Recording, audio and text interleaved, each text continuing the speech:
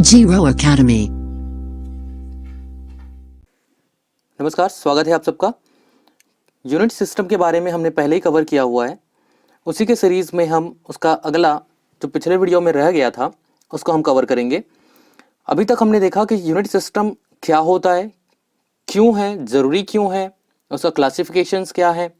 उसके साथ साथ लेंथ के मैट्रिक सिस्टम में यूनिट क्या होता है और किस प्रकार से उनका एक दूसरे के साथ कन्वर्जन होता है, वो हमने पहले ही कवर किया हुआ है। हम आगे देखते हैं, हम बात करते हैं पर्टिकुलर लेंथ की। लेंथ सिस्टम के लिए मैंने कहा कि हमने देखा है पहले ही मैट्रिक सिस्टम को। अब हम देख लेते हैं ब्रिटिश सिस्टम को। ब्रिटिश सिस्टम की जब हम बात करते हैं तो यहां पर जो लंबाई जो रहता है, कभी कभी आपके क्वेश्चन में पूछा जाता है कि ये कौन सा सिस्टम है, या ब्रिटिश सिस्टम में लेंथ का यूनिट किससे मेजर करते हैं। तो इस तरीके के यदि आपसे क्वेश्चन पूछा जाता है तो आपको पहले पता तो होना चाहिए कि जो हम बात करते हैं मीटर, सेंटीमीटर, डेसीमीटर, तो ये सारी चीजें मैट्रिक सिस्टम के तहत होता है, जो हमने पहले देखा हुआ है। लेकिन हम जब बात करते हैं ब्रिटिश सिस्टम का तो इसमें आता है हमारा इंच। इसके अलावा आपने सुना होगा फुट पे। जनरली आप अपनी हाइट को मेंशन करते हो कि मैं इतने फिट का हूं, तो बस वही चीज है। सिंगुलर जब होता है तब के केस में फुट बोलते हैं, जब प्लूरल होता है तो उसको फिट बोलते हैं। इसके अलावा आपने गज सुना होगा। ये गज हाथी वाला नहीं है। यहाँ पे गज क्या है, जो बोलते हैं ना कि मैं 2 गज जमीन भी तुम्हें ना दूं, तो बस यही वाला जो गज जो होता है, यहाँ पे ये लंबाई की बात कर रहा है। इसके अलावा एक और टर्म्स होता है फरलॉन्ग और माइल्स, हिंदी में कहेंगे मील। क्लियर है। ये जो चीजें हैं ये सब ब्रिटिश सिस्टम के तहत लंबाई की इकाइयां हैं। क्लियर है। आपको पता है कि आप जब भी कभी रोड ट्रिप पे जब जाते हो तो आप देखते हैं रोड के किनारे कुछ पत्थर लगे होते हैं और उस पत्थर पे लिखा होता है ये इतना किलोमीटर या ये इतना माइल। वहां पे जो लिखा होता है ये बस दूरी की इकाइयां हैं, इसलिए ऐसा होता है। तो आपको ये पता होना चाहिए कि इन सब के बीच में रिलेशन क्या है। मतलब ये कि कितना inch is equals to foot होता है, इसमें से बड़ा कौन है, छोटा कौन है। तो यदि मैं बात करूं बड़ा या छोटे का, तो हम इस डायरेक्शन में जब जाएंगे, लेफ्ट टू राइट यदि हम जा रहे हैं तो हम इंक्रीजिंग ऑर्डर पे जा रहे हैं, बढ़ते क्रम पे जा रहे हैं। मतलब इंच जो होता है वो छोटा होता है, उससे बड़ा फुट होगा, उससे बड़ा गज होगा।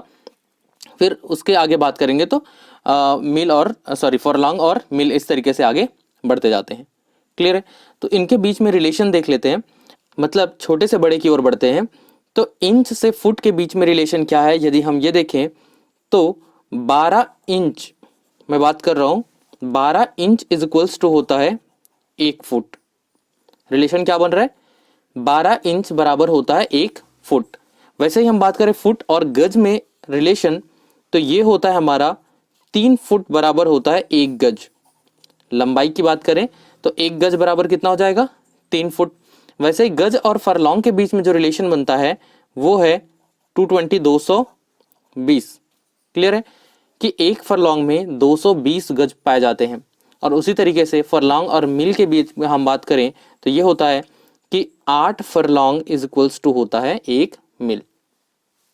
बात समझ में आ रही है मैं क्या कह रहा हूं, कि 1 मील बराबर होता है 8 फरलॉन्ग, 1 फरलॉन्ग बराबर होता है 220 गज, 1 गज बराबर होता है 3 फुट और 1 फुट बराबर होता है 12 इंच। ये रिलेशन किनके बीच में, ब्रिटिश सिस्टम के तहत उन्हीं में एक दूसरे के बीच में ये रिलेशन है। तो ये रिलेशन आपको याद रखने होंगे कि 1 फुट में कितना इंच होता है, कि 1 गज में कितना फुट होता है। क्लियर। बहुत ही आसान सा है।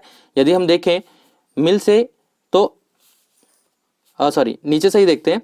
इन से यदि हम देखें तो 12 इंच बराबर 1 फुट होता है, 3 फुट बराबर 1 गज होता है, 220 गज बराबर 1 फरलॉन्ग होगा और 8 फरलॉन्ग बराबर 1 मील होता है। जनरली क्वेश्चन इनके बीच में रिलेशन कम पूछता है। इसके अलावा हमने बात किया था 2 सिस्टम, एक ब्रिटिश और एक मैट्रिक्स। तो ब्रिटिश और मैट्रिक्स के बीच में रिलेशन जनरली पूछता है, और वो रिलेशन जो पूछता है वो कुछ इस तरीके से कि इंच, 1 इंच जो होगा इसका सेंटीमीटर में रिलेशन कितना होता है, ये होगा 2.54। सेंटीमीटर क्या है, मैट्रिक सिस्टम, इंच क्या है, ब्रिटिश सिस्टम। ये रिलेशन जनरली पूछे जाते हैं मैट्रिक्स और ब्रिटिश के बीच में। तो 1 inch is equals to 2.54 centimetre होगा। ये भी सेंटीमीटर में है। आपको पता है कि 1 सेंटीमीटर बराबर होता है 10 mm। तो उसके तहत यदि मैं इसको mm में चेंज करूं तब की केस में क्या हो जाएगा, इसमें 10 का गुणा कर दूंगा तो ये हो जाएगा 25.4 मिलीमीटर। लेकिन इसी चीज को यदि मैं मीटर में चेंज करना चाहूं तब क्या होगा, हमको पता है कि 100 सेंटीमीटर इज इक्वल्स टू होता है 1 मीटर। क्लियर बात है ये। तो 1 सेंटीमीटर बराबर क्या हो जाएगा, ये 100 इधर पक्षांतर हो जाएगा, 1 सेंटीमीटर बराबर 1/100 मीटर। तो यदि इस सेंटीमीटर को मैं मीटर में चेंज करना चाहूं तो क्या हो जाएगा, 1/100 का यहाँ पे भाग, मतलब this much is equals to ये मिल जाएगा मुझे 0.0254 मीटर। तो इस तरीके से हमको रिलेशन मिल जाता है कि 1 इंच में सेंटीमीटर के लिए कितना होता है, मिलीमीटर के लिए कितना होता है, मीटर में कितना होता है। जनरली आपको सारे याद नहीं रखने, आप एक याद रखिए, कोई भी एक याद रखिए। जनरली सेंटीमीटर के साथ आप रिलेशन याद रखिए कि 1 इंच इज इक्वल्स टू होता है 2.54 सेंटीमीटर। बाकी जनरली हमको मैट्रिक सिस्टम के जो कन्वर्जन है वो याद होते हैं, नहीं है तो आपको याद रखना होगा। आसान तरीके से कैसे याद रख सकते हैं, पहले ही वीडियो कवर है, आप वहां पे देख लीजिएगा। तो इससे क्या है, बाकी चीजों को आप निकाल सकते हो। तो एक तरीका ये हो गया। दूसरा हम बात करें, ये था इंच के बीच में रिलेशन। यदि मैं फुट पे बात करूं तो 1 फुट इज इक्वल्स टू होता है 30.48 सेंटीमीटर। फुट का रिलेशन सेंटीमीटर के साथ इसका कि 1 फुट बराबर होता है 30.48 सेंटीमीटर। और चूंकि सेंटीमीटर और इंच के बीच में पहले से रिलेशन है, तो यदि हम 2.54 से यदि 30.48 को भाग दे दें, डिवाइड कर दें, तो ये मिलता है हमको 12। इसका मतलब ये हुआ कि ये 12 इंच के बराबर है। मतलब 1 फुट 30.48 सेंटीमीटर के बराबर होता है, लेकिन इंच में यदि हम बात करें तो 1 फुट 12 इंच के बराबर होता है। और वो कैसे, हमको तो यहाँ से पता ही है ना। तो उसी तरीके से आप इसमें इस 12 का गुणा कर दो तो आपको 30.48 मिल जाएगा। तो एक रिलेशन हमको ये मिल गया। इसके साथ हम बात करें माइल्स का, कि 1 मील में या 1 माइल्स में, जनरली हिंदी में पढ़ने वाले इसको मील पढ़ते हैं और इंग्लिश वाले माइल्स पढ़ते हैं। तो ठीक है, 1 मील इज इक्वल्स टू हो जाएगा ये 1.609 किलोमीटर। मतलब आप समझ के चलिए कि इस तरीके के जो साइन जो लगे होते हैं जिसमें लिखा होता है कि ये 2 माइल है कि 3 माइल है, इसका मतलब क्या है कि 1 माइल मतलब लगभग मैं इसको बात करूँ तो ये 1.5 किलोमीटर के आसपास होता है। तो ये आपको अंदाजा लग जाएगा। जनरली हमें क्या है, किलोमीटर में डिस्टेंस के बारे में जनरली पता होता है। तो अगर माइल पे लिखा है इसका मतलब क्या है, वो 1.5 किलोमीटर के आसपास को बता रहा है। वैसे ही हम फुट की बात करें सेंटीमीटर में तो वो 30.48 सेंटीमीटर को शो करता है। बात समझ में आ रही है आपको। मान लीजिए ये तो था इनके बीच में रिलेशन। क्वेश्चन जो आपके आते हैं वो इनके बीच में कन्वर्जन आ जाते हैं। डायरेक्ट एक तो ऐसा पूछा जाता है। अगर डायरेक्ट नहीं पूछा गया तब की कंडीशन में कोई वैल्यू दे देता है और बोलता है कि इसका आप कन्वर्ट करके बताओ। जैसे कि क्वेश्चन यदि पूछ दिया आपसे कि 0.125 इंच जो होगा ये सेंटीमीटर में कितना होगा, या फिर इसी चीज को किसमें पूछ देता है, एमएम में क्या होगा, तब हम कैसे निकालेंगे। आपको पता है रिलेशन, ऐसा कोई वैल्यू दे दिया तो उसके लिए आपको ये रिलेशन के बारे में जानकारी होना चाहिए। और वो जानकारी किस तरीके से है कि 1 इंच बराबर एमएम में यदि आप देखोगे तो 25.4 एमएम है। तो आपको बस यही काम करना है। इसका सॉल्यूशन किस तरीके से आप बनाओगे, जब आपको बनाना होगा किसी का भी कन्वर्जन, किसी के भी कन्वर्जन के लिए आपको उनके बीच का स्टैंडर्ड जो होता है वो आपको याद रखना होगा। मतलब मैं कम से कम चीजों आपको बता रहा हूं जितना आपको याद रखना ही है। तो यहां से आपको पता चलता है कि 1 इंच इज इक्वल्स टू तो होता है 25.4 mm। मैं mm में डायरेक्ट बता देता हूं आपको। तो 1 inch is equals to this much. आपसे क्वेश्चन पूछ रहा है कि 0.125 इंच इज इक्वल्स टू क्या होगा। यहां देखिए इंच के सामने 1 लिखा है और यहाँ पे इंच के सामने 0.125 लिखा है। आपको पता है एक के साथ किसी भी संख्या का गुणा करोगे तो वही चीज मिलता है। यदि मुझे ये चाहिए तो मैं इसके साथ 0.125 का गुणा कर दूं। और गुणा किसी समीकरण में हम केवल एक पक्ष में नहीं करते, दोनों पक्ष में करते हैं। तो उस हिसाब से यदि मैं देखूं कि ये वैल्यू चाहिए तो इसी सेम वैल्यू का 0.125 इंटू मैं ये 1 इंच के साथ मल्टीप्लाई कर दूं तो वैसे ही इधर था 25.4 mm, तो इसके साथ भी ये 0.125 का मल्टीप्लाई हो जाएगा, एक कांस्टेंट वैल्यू। तो इन दोनों का गुणा करने से मुझे मिलता है 0.125 इंच बराबर, अगर मैं इसका मल्टीप्लाई कर दूं तो ये लगभग मुझे मिलता है 3.175 और ये किस में हो जाएगा, mm में हो जाएगा। बात समझ में आ रही है? तो इससे हमें ये समझ में आया कि 0.125 inch is equals to 3.175 mm के बराबर होता है। क्लियर? तो ये तो था मेथड कैसे आपको कन्वर्ट करना है यदि क्वेश्चन आपको दिया जाता है तो। क्लियर हो रहा है? एक और एग्जांपल लेकर चलते हैं। मान लीजिए आपसे कोई पूछ देता है कि आपकी हाइट कितनी है। क्लियर? अगर आपको आपकी हाइट पूछी जाती है, हाइट के लिए आप किस तरीके से बताओगे? मान लीजिए मेरी हाइट है 5 फीट 8 इंच।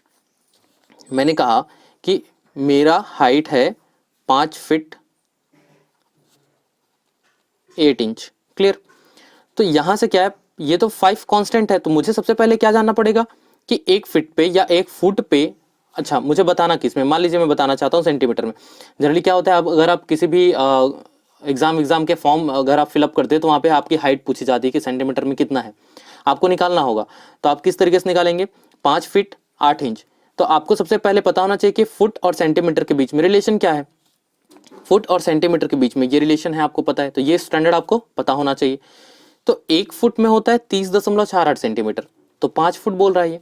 तो आपको क्या करना पड़ेगा? 5 के साथ 30.48 का गुणा करना पड़ेगा। अब ये किस में चेंज हो चुका है? सेंटीमीटर में हो चुका है। प्लस 8 इंच और भी तो लंबे है ना, तो 8 इंच है, तो इंच का सेंटीमीटर में रिलेशन क्या है? 1 इंच का 2.54।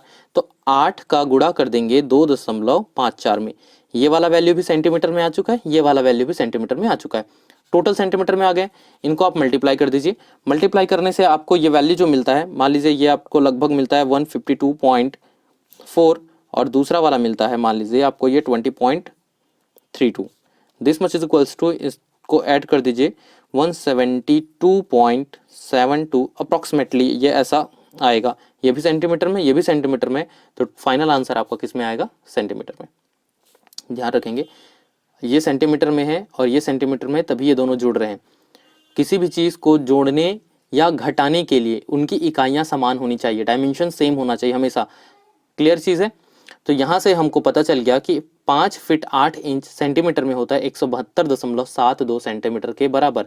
राउंड ऑफ करके यदि आप चलोगे तो इसको 173 सेंटीमीटर आप कह सकते हो।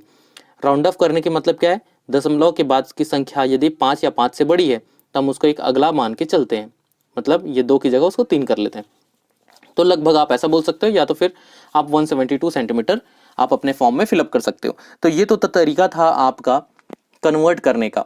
ये जो प्रोसेस है, चाहे वो फुट के लिए बोला था, चाहे वो सेंटीमीटर के लिए बोले, चाहे मीटर के बोले, मैं यहाँ पे आपको मेथड समझाने की कोशिश कर रहा हूँ कि आपको किस तरीके से कन्वर्ट करना है। क्लियर? अगर आपको ये याद होगा तभी आप ऐसा कन्वर्ट कर पाएंगे। तो मैं आपको तरीके बहुत सारे हैं यूनिट सिस्टम में, ब्रिटिश और मैट्रिक सिस्टम को मिलाकर बहुत से इकाइयां हैं। सारी इकाइयों को आप याद नहीं रख सकते, तो मैं आपको वो कुछ इंपॉर्टेंट इकाइयां आपको मैं यहाँ पे बता देता हूं जो आपको याद रखना कंपलसरी है, मतलब उतना तो आपको रटना ही होगा, उसके अलावा आपके टैलेंट के ऊपर। क्लियर बात है? तो आगे हम बढ़ते हैं। मान लीजिए ये तो था लेंथ का हमारा खत्म हो गया, क्योंकि हमने पिछले वीडियो में भी लंबाई के यूनिट के बारे में बात किया था, अभी भी। अब आगे हम बढ़ते हैं, उसके वेट के इकाइयां क्या होती है, जो भार जो होता है, वजन जो होता है, उसकी इकाइयां क्या होती है, हम उसकी ओर आगे बढ़ते हैं। भार की इकाइयां जैसे कि आपको दिखाई दे रहा है कि ब्रिटिश सिस्टम और मैट्रिक सिस्टम में क्या क्या होते हैं। ये बेसिक चीजें हैं जो आपको शो हो रहा है इमेज पे, ये आपको ध्यान पे रखना होगा, इतनी सारी चीजें। लेकिन इनमें से इंपॉर्टेंट क्या है, बेसिक कन्वर्जन तो आपको पता ही है, लेकिन क्या क्या इंपॉर्टेंट है उस चीज़ों को मैं आपको बता देता हूं। कम से कम उतनी चीज़ों को आपको याद करना होगा या याद रखना होगा। ये है पहला, 1 पाउंड। पाउंड किस में आता है आपका? ब्रिटिश सिस्टम के तहत है। This much is equals to होता है 453.6 ग्राम, मतलब लगभग 450 ग्राम के बराबर होता है 1 पाउंड।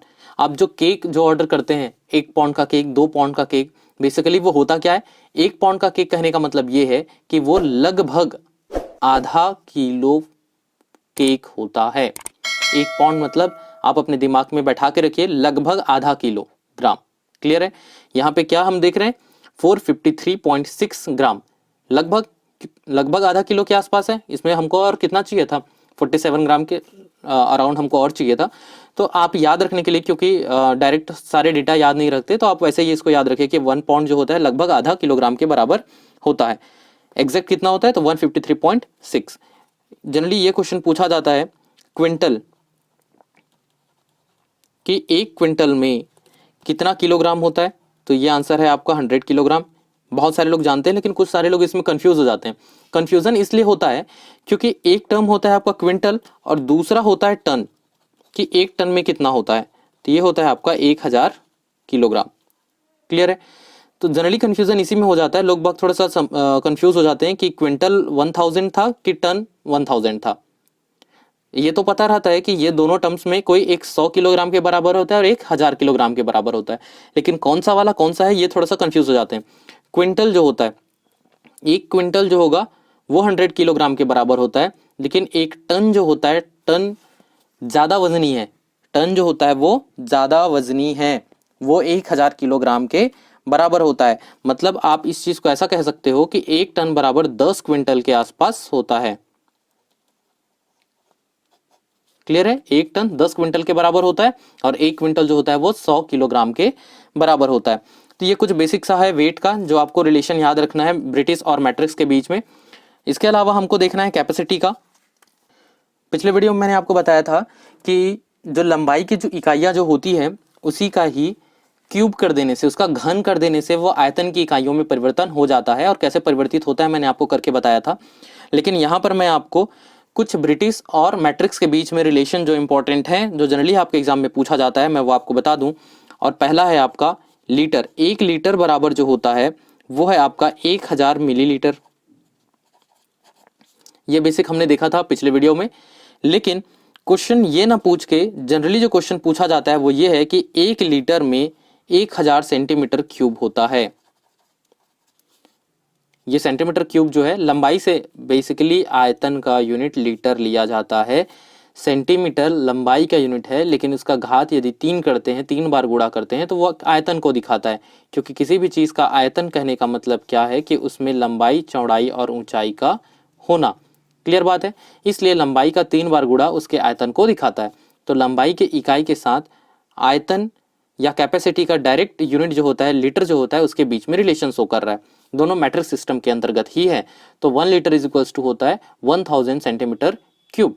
इसके अलावा आपसे जो क्वेश्चन पूछा जाता है मीटर क्यूब के साथ में रिलेशन, तो 1 metre cube is equals to होता है 1000 लीटर। लोग इसमें कंफ्यूज होते हैं। हर किसी को पता है कि 1 लीटर में 1000 मिलीलीटर होते हैं, तो उसी तरीके से 1000 सेंटीमीटर क्यूब होते हैं। जनरली इसको सही लगा लेते हैं, लेकिन कंफ्यूजन यहाँ पे आता है। लोगों को जनरली ऐसा लगता है ये जो रिलेशन है इसके जगह पे 1 litre is equals to 1000 metre cube समझ बैठते हैं। जबकि आपको ध्यान पे रखना होगा कि मीटर क्यूब बड़ा वैल्यू है। 1 metre cube is equals to 1000 litre होता है। सबसे ज्यादा ये आपके एग्जाम में पूछा जाता है यदि हम आयतन की बात करें तो। क्लियर? इसके अलावा जो कुछ चीजें पूछी जाती हैं वो है आपका 1 गैलन बराबर होता है आपका 4.546 लीटर। मतलब इसका क्या मतलब हुआ कि ये 4 गुना है। मतलब गैलन जो होता है वो लीटर से बड़ा इकाई होता है, बड़ा वैल्यू होता है। और उसके साथ साथ एक बैरल बराबर होता है 31.5 गैलन। मतलब क्या हुआ कि गैलन से बड़ा क्या होता है? बैरल। लीटर से बड़ा गैलन, गैलन से भी बड़ा बैरल। इनके बीच का रिलेशन इतना तो आपको याद रखना होगा। हालांकि ये सारा डेटा देख के लगता है कि इतना सारा याद कैसे होगा, पर रटना तो पड़ेगा आपको। और कुछ चीज़ों का ट्रिक नहीं होता। मतलब हम ये नहीं कह सकते कि हर चीज़ के लिए ट्रिक होता है, आइए ये ट्रिक देखिए, और ये ऐसा कुछ नहीं है। कुछ चीज़ें आपको रटनी पड़ती है और चुपचाप आपको रटना है, ताकि आप अपना एग्ज़ाम बहुत अच्छे से दे सकें। और ये सिर्फ एग्जाम बेस में नहीं, डेली लाइफ में भी, आपके निजी जीवन में भी ये आपके काम आता है यूनिट सिस्टम। क्लियर है? सबसे ज्यादा इंपॉर्टेंट क्वेश्चन है 1 metre cube is equals to 1000 litre. ये सबसे ज्यादा आपके एग्जाम में पूछा जाता है। बाकी कन्वर्जन में कभी कभी पूछ देता है कि 2 गैलन में कितना लीटर होता है, 1 गैलन में कितना मीटर क्यूब होता है। तो इन्हीं डेटाओं से बेसिस पे आप उन सब चीजों का वैल्यू निकाल सकते हो। कुछ इंपॉर्टेंट इकाइयां देखते हैं। जनरली ये सब आपके एग्जाम में पूछे जाते हैं और वो कुछ इस तरीके से हैं कि हम सबसे पहले बात करें दूरी या विस्थापन की। मैं इसको बताने से पहले मैं आपको एक चीज बता दूं कि यहाँ पर मैं जितने भी साइंस के आपके जो सब्जेक्ट है वो है वर्कशॉप कैलकुलेशन इन साइंस। तो जो साइंस वाले जो पोर्शन है उसमें जितनी भी इकाइयां जो होती हैं उसका सबका अपना सेपरेट सेपरेट टॉपिक है। जैसे कि हम दूरी और विस्थापन की बात करें तो इसका आपका एक अलग से यूनिट है। हम बात करेंगे वेग की या त्वरण का, बल का, उन सब का अपना अपना एक यूनिट अलग से है जिसका सेपरेट वीडियो आपको मिलेगा। उन सेपरेट वीडियो में हम डिटेल में बताएंगे कि क्या फॉर्मूला है, उस फॉर्मूले के तहत कैसे उसका इकाई निकाला जाता है, सीजीएस सिस्टम या एमके सिस्टम में वो इकाइयाँ क्या क्या होती हैं। लेकिन अभी आपको मैं सिर्फ डायरेक्ट बताता हूँ कि उसकी इकाइयाँ क्या होती है ताकि आपको एक वीडियो में सारा डिटेल मिल जाए। मैं बात करता हूँ दूरी या विस्थापन की। मान लीजिए मैं इसको एक्स से रिप्रेजेंट करता हूँ, क्लियर है। तो एक्स का, चूंकि ये दूरी या विस्थापन लंबाई को शो करता है, इसलिए इसका इकाई जो होता है, इकाई को भी मैं एमकेएस सिस्टम और सीजीएस सिस्टम के अंतर्गत लिख के बताता हूँ। तो विस्थापन या दूरी जो होगा एमकेएस में मीटर होता है और सीजीएस सिस्टम में ये सेंटीमीटर होता है। एमकेएस के साथ मैं स्लैश करके एसआई भी लिख देता हूँ क्योंकि अप्रोक्सीमेटली या लगभग एमकेएस सिस्टम जो होता है वो एसआई सिस्टम के बराबर होता है। अब ये सब क्या होता है ये आपने पहले ही वीडियो में कवर किया हुआ है, उसमें आपने पढ़ा हुआ है। इसके बाद हम बात करें, जैसे ही हमें दूरी का इकाई पता चलता है उसके आगे हमको इसके स्पीड या जिसे हम कहते हैं हिंदी में चाल या फिर वेलोसिटी, जिसको हम हिंदी में कहते हैं वेग, वेग को यदि मैं v से रिप्रेजेंट करता हूं तो वेग जो होता है बाय फॉर्मूला x/t, विस्थापन बटा समय, यही चीज होता है। विस्थापन का होता है मीटर और समय का होता है सेकंड, इसलिए चाल या फिर वेग का इकाई जो होता है वो हो जाता है मीटर पर सेकंड। सीजीएस पे जाएंगे तो मीटर का होता है सेंटीमीटर, तो ये हो गया सेंटीमीटर, और समय का एमकेएस या सीजीएस कोई भी सिस्टम हो सेकंड ही लिया जाता है। एस मतलब यहाँ पे ये सेकंड को दर्शा रहा है, तो सेंटीमीटर पर सेकंड सीजीएस सिस्टम पे, मीटर पर सेकंड एमकेएस सिस्टम या फिर एसआई सिस्टम में वेग या फिर चाल का इकाई होता है। आगे देखते हैं हम त्वरण, एक्सेलरेशन जिसे कहते हैं। एक्सेलरेशन स्मॉल ए से रिप्रेजेंट किया जाता है। एक्सेलरेशन इज इक्वल्स टू होता है velocity divided by time, clear. Velocity का इकाई आपको पता चल गया कि मीटर पर सेकंड होता है, और उसमें एक और बार मतलब इस वेलोसिटी में एक और बार हम टाइम को डिवाइड कर रहे हैं, मतलब एक और बार सेकंड आ जाएगा, तो इसलिए ये हो जाता है मीटर पर सेकंड स्क्वायर। और यदि हम सीजीएस में बात करें तो हो जाएगा सेंटीमीटर सेकंड स्क्वायर, क्लियर बात है। केवल सेकंड है तो वेग है, सेकंड स्क्वायर है तो एक्सेलरेशन है। हम बात करते हैं बल या फिर फोर्स का। फोर्स हम F से रिप्रेजेंट करते हैं और F इज इक्वल्स टू होता है m इंटू ए, मास इंटू त्वरण। किसका फॉर्मूला बनता है आपका? फोर्स का। m का होता है kg और एक्सेलरेशन ये आपका है पहले से मीटर पर सेकंड स्क्वायर। सो फोर्स का m के सिस्टम में इकाई क्या हो जाएगा? किलोग्राम मीटर पर सेकंड स्क्वायर। यदि इसी को हम सीजीएस में देखें तो क्या होगा? किलोग्राम का सीजीएस में होता है ग्राम, मीटर का होता है सेंटीमीटर, और सेकंड तो सेकंड ही है, तो ये हो जाएगा सेकंड स्क्वायर। तो सीजीएस में इसका इकाई हो जाएगा किसका? बल का, ग्राम सेंटीमीटर पर सेकंड स्क्वायर। अब ये जो टोटल वैल्यू है ग्राम मीटर पर सेकंड स्क्वायर, इसी को, क्योंकि आपको पता है कि F इज इक्वल्स टू ए में ये जो लॉ जो है ये न्यूटन के द्वारा दिया गया था, तो उन्हीं के ऑनर पे इस इकाई जो है, इस इकाई को स्टैंडर्ड सिस्टम के तहत न्यूटन कहा जाता है। तो 1 kg मीटर पर सेकंड स्क्वायर ही 1 न्यूटन के बराबर होता है। इस बात को ध्यान पे रखेंगे। एसआई सिस्टम पे फोर्स का यूनिट क्या होगा? Newton, clear. और इस चीज को कहा जाता है, अगर हम इस चीज को सीजीएस सिस्टम पे बात करते हैं, इस टोटल वैल्यू को कहा जाता है dyne, DYNE, clear. So force का एसआई सिस्टम पे यूनिट क्या है? न्यूटन। सीजीएस पे क्या है? डाइन।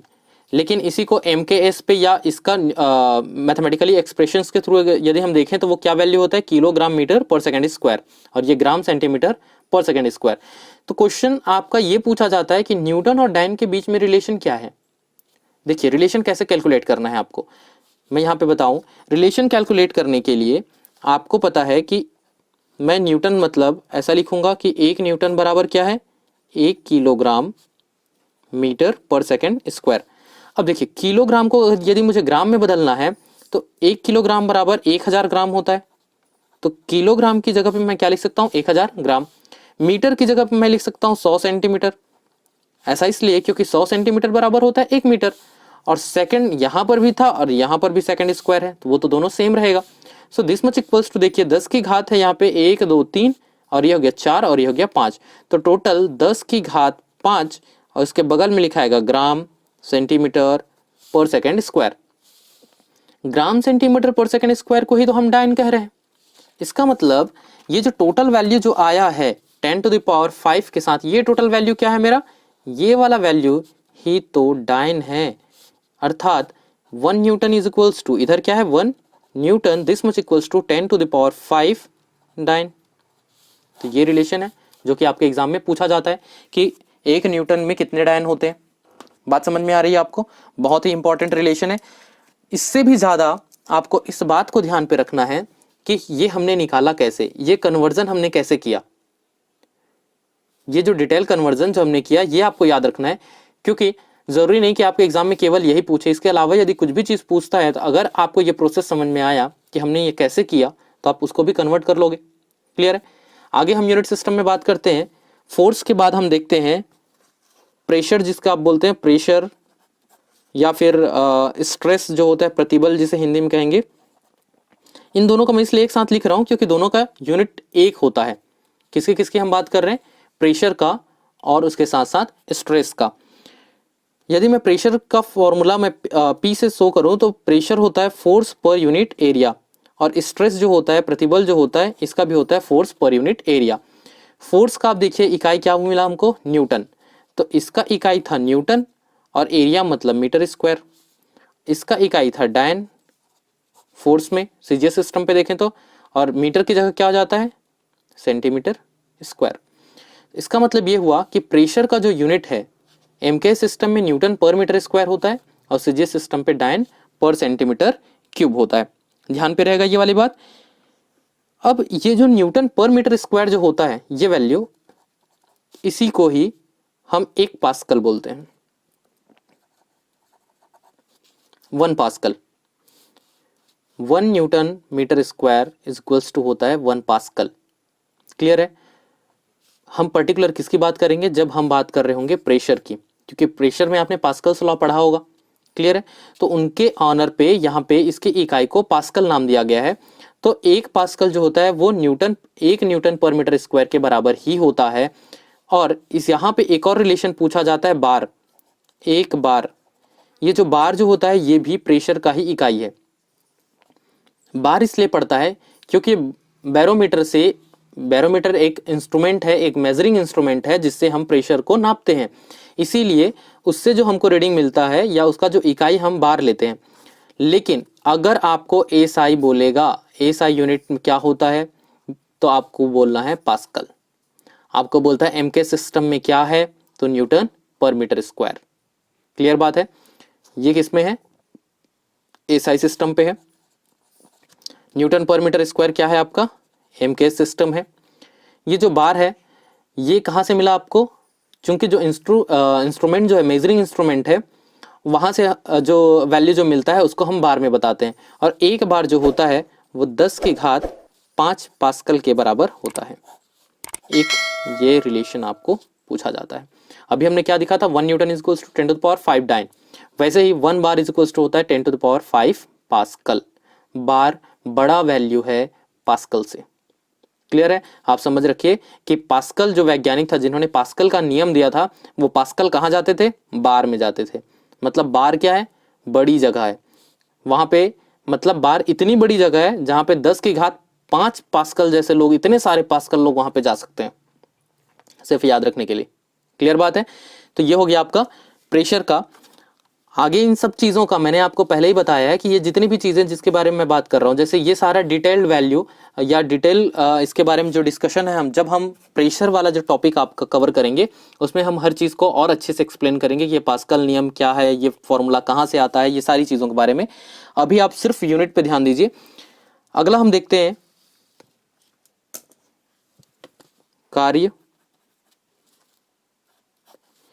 इसके साथ साथ मैं बात करूंगा ऊर्जा का, एनर्जी जिसे हम कहेंगे वर्क एनर्जी।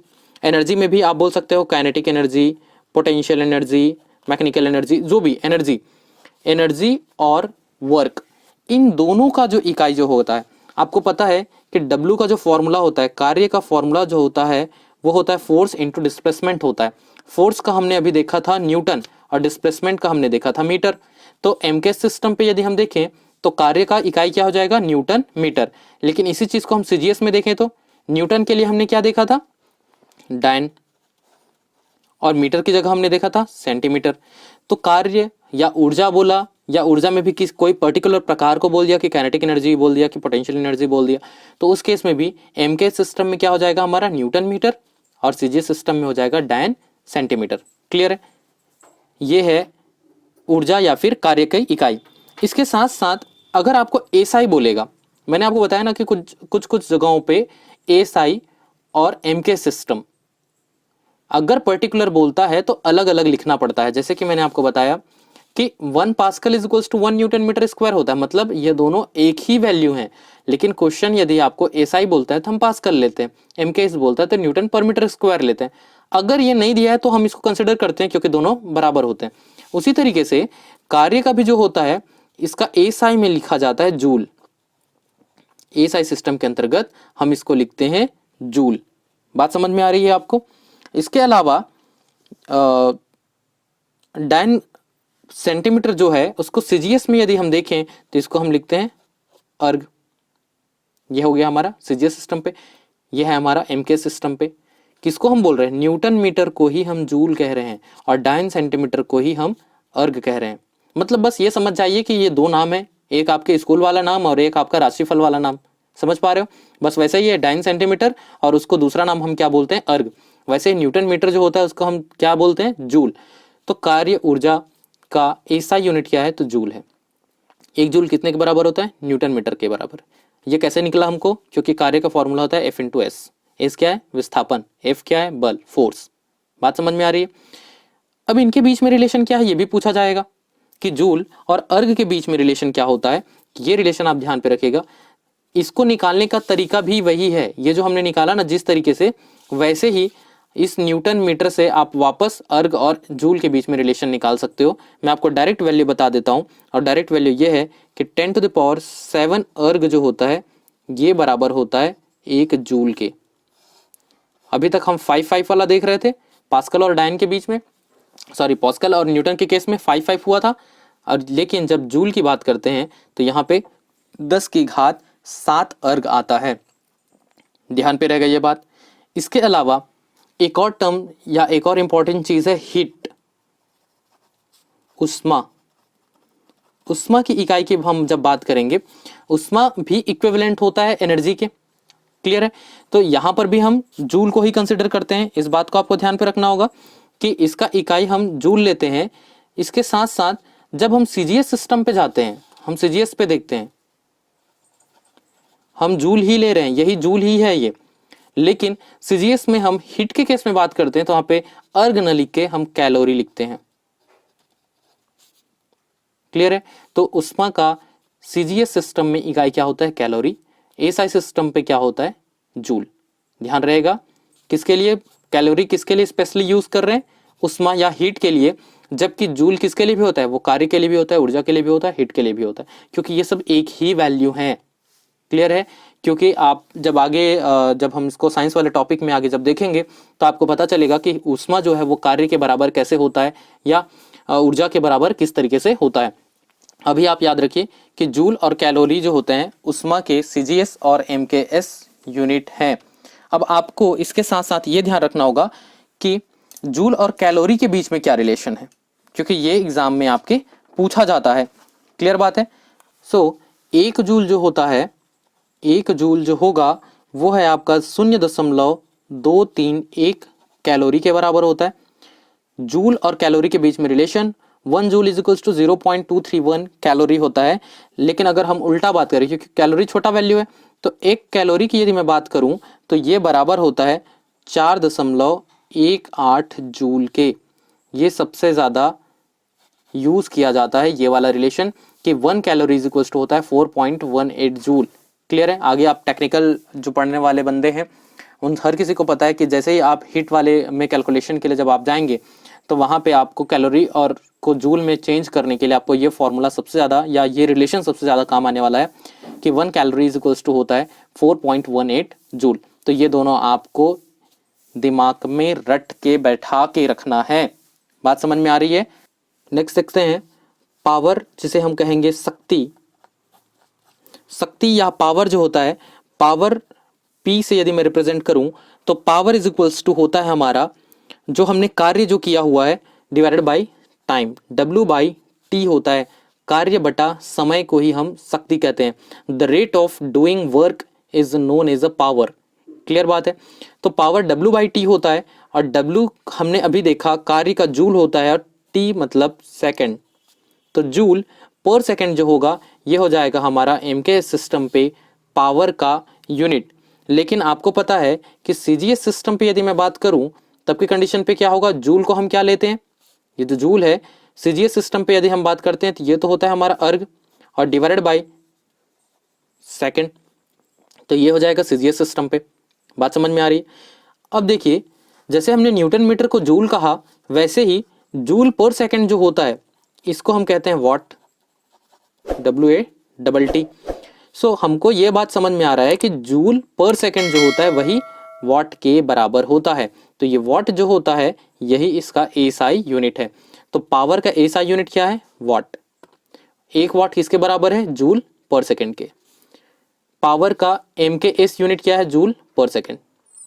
ये जो नया नाम देते हैं ना, ये वॉट, जूल, पास्कल, ये सब जो वैज्ञानिकों ने इन पे जो रिसर्च किया था उनके ऑनर पे ये दिया जाता है। और ये जो उनके वाले जो नाम है ना वही SI होते हैं। इस बात को ध्यान पे रखिएगा क्योंकि इंटरनेशनली अप्रूव्ड जो होता है वो उनके नाम वाले को ही किया गया है। मतलब ये जो जूल पर सेकंड जो वैल्यू आया है यही वैल्यू वॉट के बराबर है। तो SI अगर बोलेगा, अगर वॉट लिखा है और जूल पर सेकंड भी अगर आपको ऑप्शन में दिया है, जनरली ऐसा नहीं देता, अगर दिया है आपको वॉट को टिक करना है क्योंकि वॉट जो है वो होगा SI यूनिट किसके लिए, पावर के लिए। बात समझ में आ रही।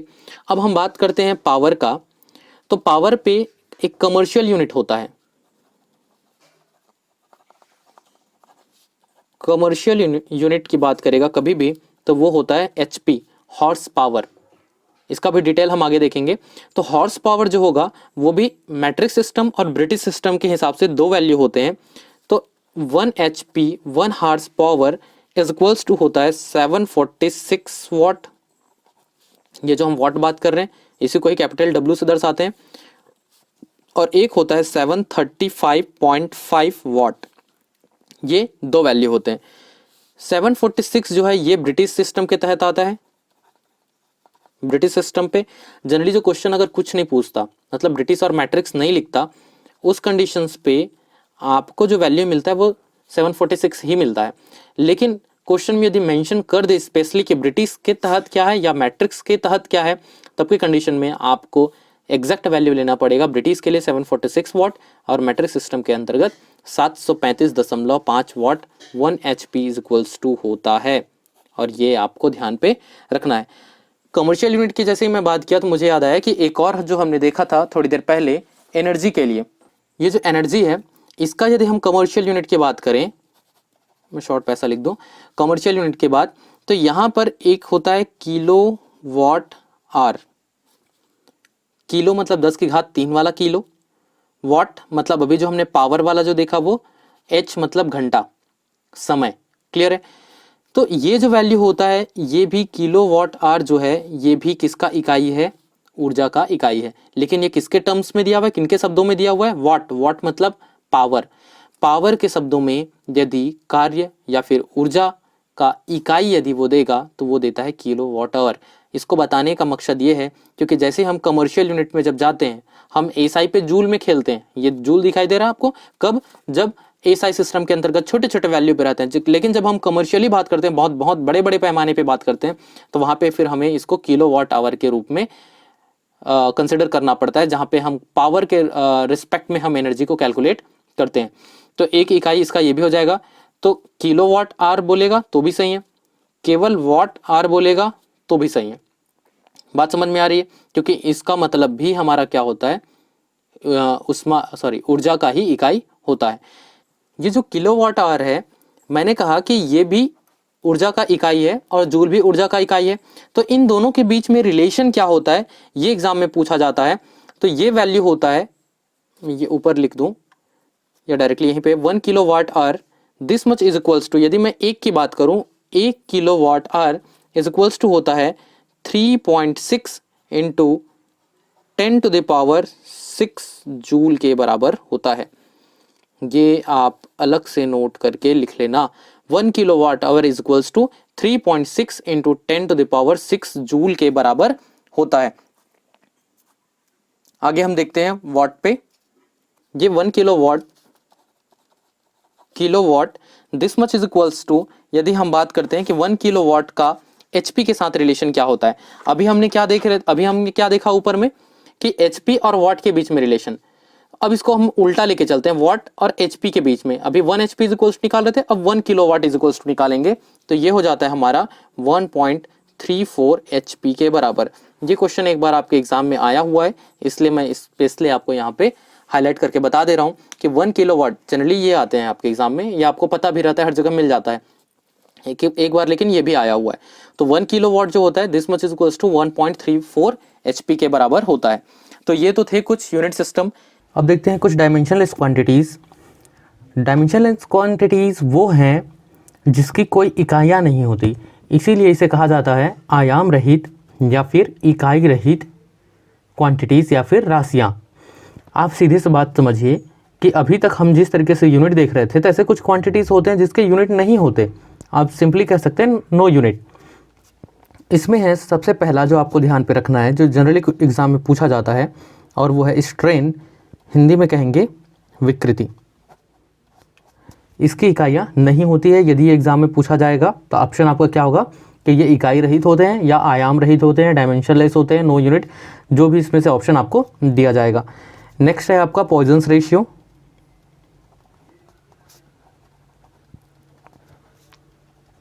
पॉइजन का अनुपात जिसे हम कहते हैं। नेक्स्ट है रिलेटिव डेंसिटी।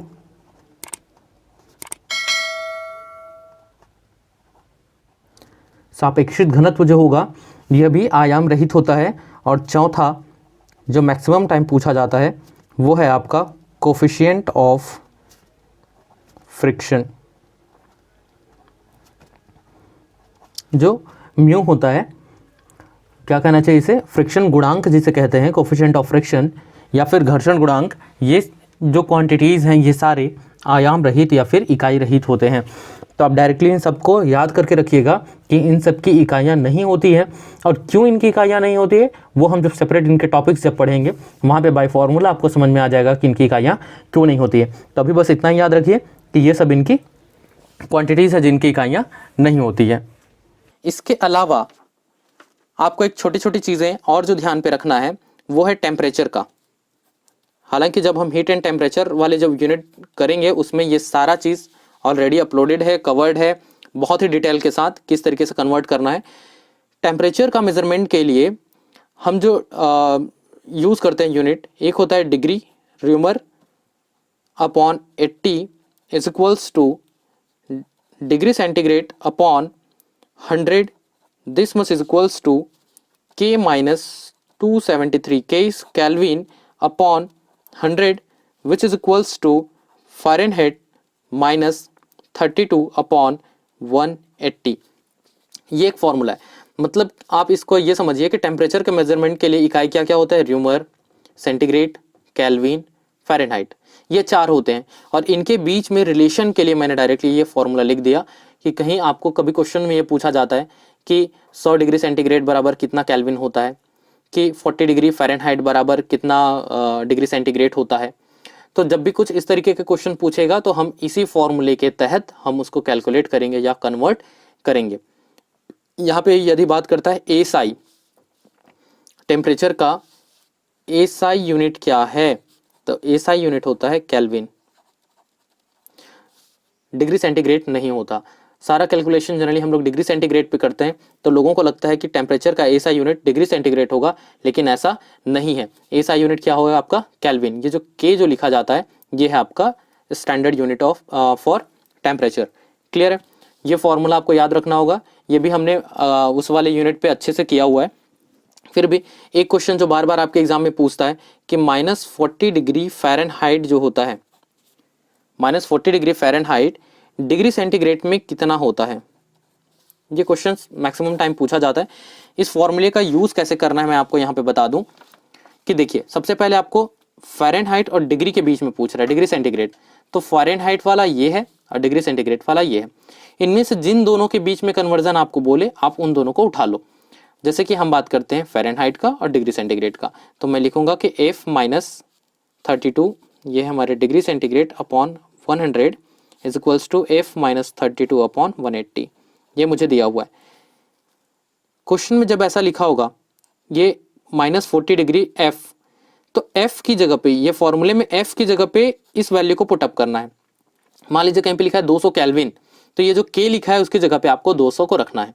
बात समझ में आ रही है कि जो वैल्यू, ये जो वैल्यू दिया गया है उस वैल्यू को इन फॉर्मूले में से उसकी जगह पे रखना है। बगल में F लिखा है मतलब फ़ारेनहाइट का वैल्यू, तो F की जगह पे उसको रख देना है। लेकिन जो सबसे ज़्यादा और इम्पॉर्टेंट जो आपको ध्यान पे रखना है, अगर प्लस में होगा तो प्लस भी रखना है, अगर माइनस में है तो माइनस को भी रखना है। जैसे कि मैं यहाँ पे बात करूँ, मुझे डिग्री सेंटीग्रेड में आंसर चाहिए, तो डिग्री सेंटीग्रेड अपॉन 100, इसका वैल्यू तो मुझे याद करना है, बराबर F की जगह पे मैं लिखूंगा -40। ये माइनस साइन को भूलना नहीं है, अगर माइनस दिया है तो आपको माइनस लिखना होगा, और इधर पे है -32 डिवाइडेड बाई 180। क्लियर? ये माइनस और माइनस एक दूसरे के साथ ऐड हो जाएंगे, ऐड होने से ये हो जाएगा 72, और दोनों माइनस है इसलिए सामने में आ जाएगा माइनस का साइन, नीचे में है 180 और ये है डिग्री सेंटीग्रेड अपॉन 100। तो this much is equals to -72 upon 180 मिलता है। इसको आप ट्रांसफर कर दीजिए तो C is equals to, simplify कर देते हैं तो ये मिलता है हमको फाइनली -40 डिग्री। इसका मतलब ये हुआ कि -40 डिग्री फ़ारेनहाइट जो होता है वो -40 डिग्री सेंटीग्रेड के बराबर होता है। मतलब हम ये कहें कि -40 डिग्री जो है फ़ारेनहाइट और सेल्सियस में बराबर होता है। तो क्वेश्चन या तो इस तरीके से पूछता है कि -40 डिग्री फ़ारेनहाइट का वैल्यू डिग्री सेंटीग्रेड में क्या होगा, या तो क्वेश्चन सीधा सीधा ये पूछता है कि वह कौन सा वैल्यू है जो फ़ारेनहाइट और डिग्री सेंटीग्रेड में समान होता है, बराबर होता है। तो आंसर होता है हमारा -40 डिग्री। बात समझ में आ रही है? तो ये तो थे कुछ इंपॉर्टेंट यूनिट जितने आपको याद रखना ही रखना है अगर आप चाहते हैं कि आपका workshop calculation in science strong हो, साथ ही साथ डेली लाइफ में आपको चीज़ें में कहीं पे कोई दिक्कत ना हो। तो इन चीज़ों के लिए, क्योंकि हम बात करते हैं कमर्शियल यूनिट, जैसे मैंने बात किया पावर का, HP, आप कभी भी पंप खरीदने जाएंगे तो वहाँ पे आपको यही बोलेगा कि 3 HP का चाहिए या 5 HP का चाहिए, इसका रेट इतना है, उसका रेट इतना है। आपको यही नहीं पता कि HP क्या होता है, वो कितने वॉट के बराबर होता है, आप क्या डील करोगे। तो इसलिए आपको ये सारी चीज़ों के बारे में जानकारी होना बहुत ज़्यादा ज़रूरी है। कुछ भी चीज़ कहीं पे कुछ भी समझ में नहीं आया, कमेंट बॉक्स हमेशा से खुला हुआ है आपके लिए। साथ ही साथ आपको टेलीग्राम का लिंक आपको डिस्क्रिप्शन में मिल जाएगा। उसके अलावा आपको हमारे FB पेज पे आप आइए, वहाँ हमसे कांटेक्ट कीजिए। हमारा ब्लॉगर का पेज है, आप वहाँ पे आइए, हमसे कांटेक्ट कीजिए। इन सब का लिंक आपको डिस्क्रिप्शन में नीचे मिल जाएगा। अभी के लिए बस इतना ही। Stay safe, keep learning. Thank you.